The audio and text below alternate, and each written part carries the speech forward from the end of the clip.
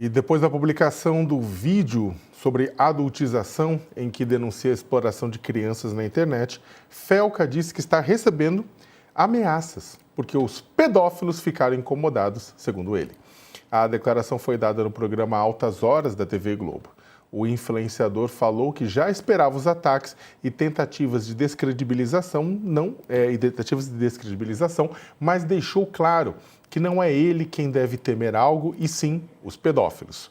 Felca disse que pesquisou o tema durante um ano e que, como não tem sangue de barata, ficou enojado com o que descobriu. Por outro lado, comemorou a boa repercussão do vídeo e contou que amigos mandam vídeos de pessoas assistindo o filme no ônibus e no metrô.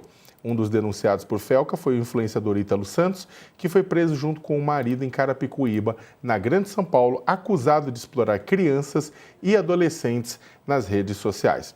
Ô Paulo, isso, é claro, tem toda a discussão a respeito da adultização, da exploração sexual de crianças e adolescentes, todos os dobramentos a respeito da questão de como proteger as crianças, né?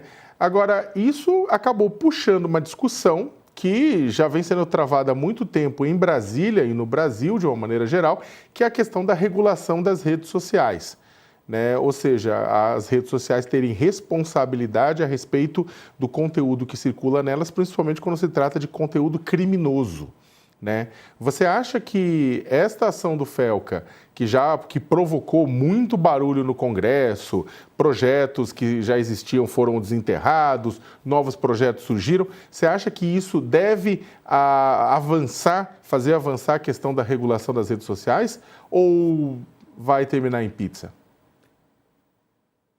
Bom, o Felca, as publicações dele foram muito benéficas, né, para uma maior conscientização da população em relação à maneira como as big techs funcionam, né? Claro que o caso de exploração de menores de idade envolve o ECA, né, que proíbe totalmente esse tipo de atividade, e pior ainda, na esfera criminal, quando a gente pensa na exploração sexual de menores, inclusive, né, com a sua a sexualização e objetificação do corpo de menores de idade, né?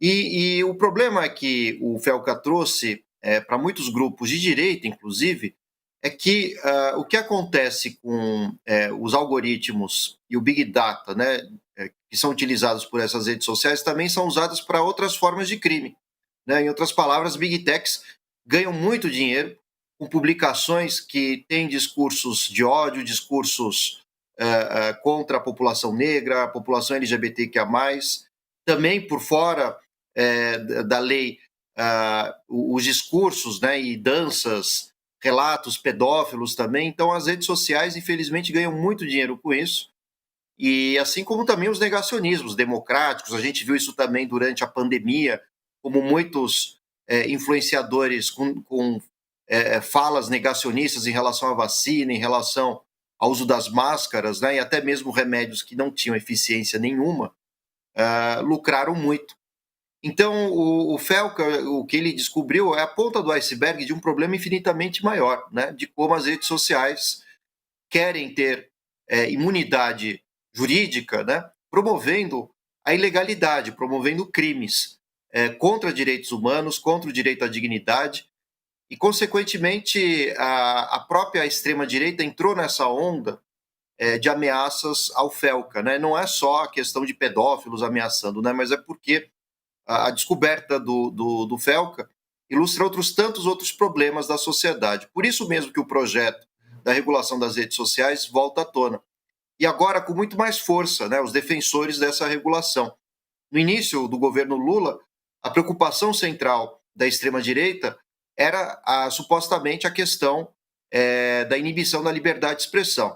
Mas o que está claro, com o exemplo demonstrado pelo Felca, é que não é a pura e simples liberdade de expressão, né? É uma liberdade da impunidade, né? Uma liberdade de atacar direitos humanos.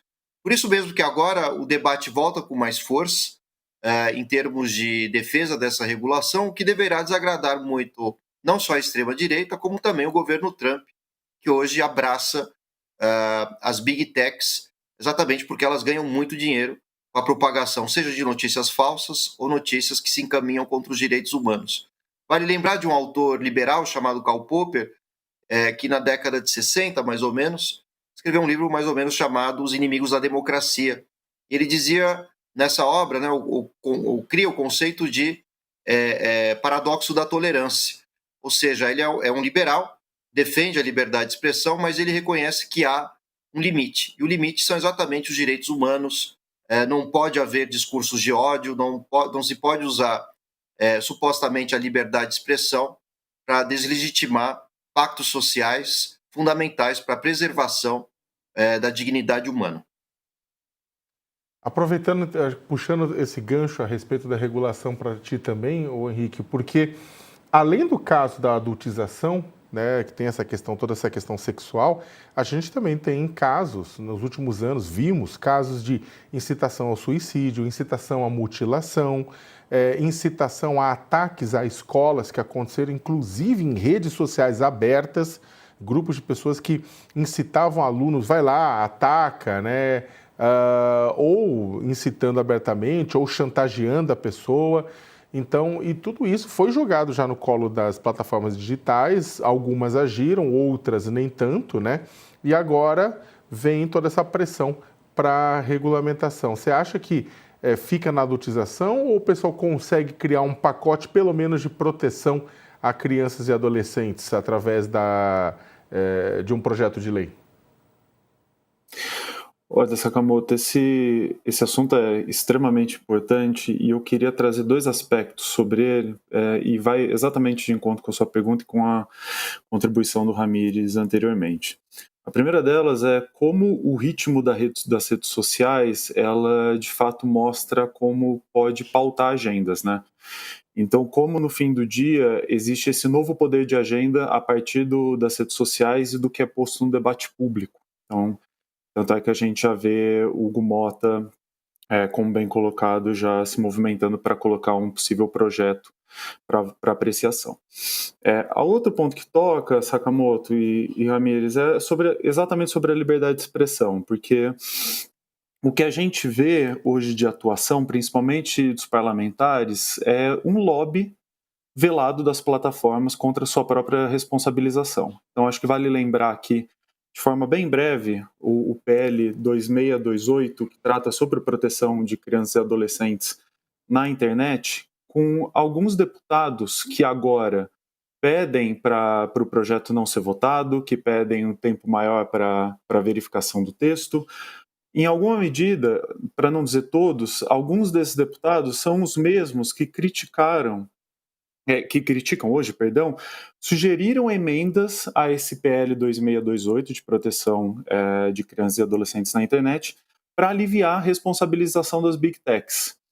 Então, assim, o que é preciso tomar cuidado é que é um assunto que aparentemente não existe ideologia, une esquerda e direita, todos os parlamentares, é um absurdo falar sobre o quão importante é a gente tratar desse tema, né? Existe de fato uma posição normativa, existe uma posição errada, mas mesmo assim a gente vê deputados barrando o processo e trabalhando, mesmo em épocas anteriores, quando isso não foi pautado novamente pelas redes sociais, foi no caso do ano passado do PL, já trabalhando a favor das Big Techs e contra a sua responsabilização. Então, esse vai ser um caso muito interessante para a gente avaliar longo prazo. Então, com a avaliação desses mesmos parlamentares, como eles atuaram anteriormente, sem esse hype todo, né, sem esse holofote todo, e como eles estão trabalhando agora contra ou a favor da responsabilização dos Big Techs, que parece que é o grande tema a ser tratado aqui com esse tópico da adultização. E ainda sobre a repercussão do vídeo de Felco, o presidente da Câmara dos Deputados, Hugo Mota, pretende votar esta semana um projeto que combate a adultização. A iniciativa conta com o apoio dos deputados aliados ao governo Lula, mas a oposição quer alterações do texto e já prometeu obstruir os trabalhos caso não sejam feitas mudanças. O relator do projeto, Jaidel Alencar, apresentou o tema na última terça-feira e disse que o texto está maduro. Foi muito elogiado. E os líderes oposicionistas alegam que há brechas que podem levar a censura. A gente vai para um rápido intervalo na TV. O pessoal da internet continua conosco que a gente segue aqui. Eu queria fazer um breve comentário também, aproveitando, acho que inclusive os nossos comentaristas já falaram sobre essa questão do trâmite, do processo na Câmara dos Deputados, de tudo isso que está correndo. Eu queria só fazer um comentário, inclusive o Paulo chegou a puxar isso, eu estava pronto também para falar, que é o seguinte, a gente pode acabar entrando numa situação muito doida do governo Trump punir o Brasil se o Congresso brasileiro, no final das contas, agir de forma correta e obrigar as redes a proteger crianças e adolescentes. A gente pode ter exatamente isso. Porque o que acontece? Muito antes de todo desse tarifaço imposto por Donald Trump ao Brasil, numa tentativa de salvar o pescoço do ex-presidente Jair Bolsonaro, né, do julgamento pelo qual ele está passando por tentativa de golpe de Estado e organização criminosa armada, a gente teve reclamações do governo dos Estados Unidos, reclamações de Big Techs dos Estados Unidos, reclamações gerais sobre o quê? Sobre as decisões da Justiça do Supremo Tribunal Federal, né, suspendendo Big Techs ou suspendendo contas, suspendendo a visibilidade, né, de postagens, porque elas estariam descumprindo a lei brasileira. Sejam postagens, né, seja as próprias plataformas, como aconteceu no caso do X de Elon Musk. Então, houve muita crítica, né, houve muita reclamação, houve muito choro por parte das Big Techs, das plataformas. O governo Donald Trump comprou isso, numa própria ação do Rumble, né, da plataforma. Também foi um outro ator dessa ação, contrário a Alexandre de Moraes, foi a Trump Media, né? Vamos lembrar que Donald Trump possui uma rede social, a Truth Social, né? Então eles entraram no Tribunal da Flórida contra Alexandre de Moraes. Na carta que trata da questão do tarifaço, eles falam do Bolsonaro, falam de tarifas, né, mas falam também das Big Techs. Os Estados Unidos, ele quer, né, garantir, ele tem atuado, o governo norte-americano, para garantir liberdade total para as Big Techs ao redor do mundo. A União Europeia, Austrália, Canadá, Brasil, todo mundo está em discussão com as Big Techs para evitar que essa liberdade total atrapalhe a lei dos países, mas Trump vem agindo e, de certa forma, acaba sendo um troco, né? Porque as Big Techs fecharam com ele, estavam presentes na posse, fecharam com o governo norte-americano, né, tem apoiado o governo norte-americano desde então. Então pode acontecer o quê? Que o Brasil vota legislações que ajudam a combater a adultização, incitação a suicídio e tudo isso mais, e aí o governo norte-americano traz uma nova pancada para a gente.